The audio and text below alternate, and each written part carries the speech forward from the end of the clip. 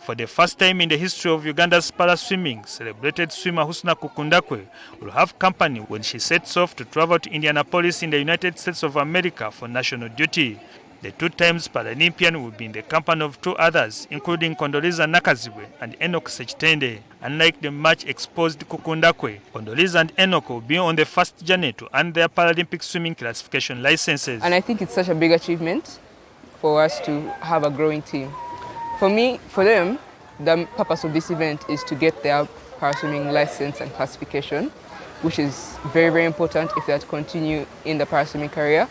For me, it's to qualify for the World Paraswimming World Championships in Singapore, which will be the qualifier for the Commonwealth Games. Kukundakwe, who has for the past 4 years traversed the world alone, says traveling as a team is a sign of development for paraswimming in Uganda. And I'm just so happy to see that I'm able to bring that drive out of people. So I can't wait to see what the future holds. I'm sure there's going to be many, many more people. After seeing that the team is growing, more people will be inspired to even come and join the team that is growing. The fact that the two joiners were inspired by her is even more encouraging. When they came to me and they said they were really interested, I couldn't help but think, oh, this is such a huge opportunity for, first of all, not be alone, not be the only athlete, have friends to travel with, but also just to grow the paraswimming team and see that there is a legacy being left behind, that there is a movement being left behind, and that it's not going to stop with me. 13-year-old Kondoliza Nakaziwe lost one of her hands in a road accident, but this did not delay her ambition of becoming a swimming star. She says it is not easy to switch from normal to paraswimming. It's a bit difficult. Of course, I'm slower than I was before, but I'm getting better in certain areas, and I've reached new levels that I don't think I would have reached as early as this if I had two hands. She believes her disability status attracted much more attention for her plight that has positively impacted on her talent development. I think like in Uganda, there's more chance for the Paralympic swimmers because we are fewer.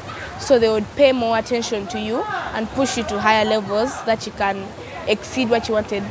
But also having no disability at all is good, but I just feel like they gave me a lot of attention that I was pushed to even higher limits and I got way better. Now Kondoliza aims to perform well in her new trade and qualify for the next Paralympic Games. I am very excited because first of all, this is my first time traveling to the USA, and this gives me an opportunity to be able to go for the 2028 Los Angeles Paralympics. And I think that's one of my biggest goals right now. Unlike Kondoliza and Husna, Enoch Sechitende's first experience in the swimming pool was 6 months ago. The youngster lost his hand to a swing accident at school and lost hope in life until recently when he was told about Kukundakwe's success in paraswimming. When I was told about her, because before I wasn't swimming, I started swimming in primary 7. So my friends used to go for galas and they told me about Husna, her disability, and the way she was competing with people who never had disabilities. Yeah, and it's also inspired me, and I thought I would also succeed if I took the same path. Sechitende is well aware of his predicament as a new para swimmer and hopes to garner experience from the exposure in USA. I expect a challenge, because there are many guys who have been swimming for many years and they have experience. So I expect to also get a bit of the experience. This is going to be my first event. Though swimming with one hand could pose challenges, but Sechitende looks at the challenges as an ability. Okay, the fact that you have a disability, but it's also an ability in a different way. So only that, okay, there are some things there are some drills that the coach tells us to do, and the body is not yet used. Now, as he travels to Indianapolis for his para-swimming classification competition, Sechitende looks to return with an F9 license and work to inspire others living with disability like him.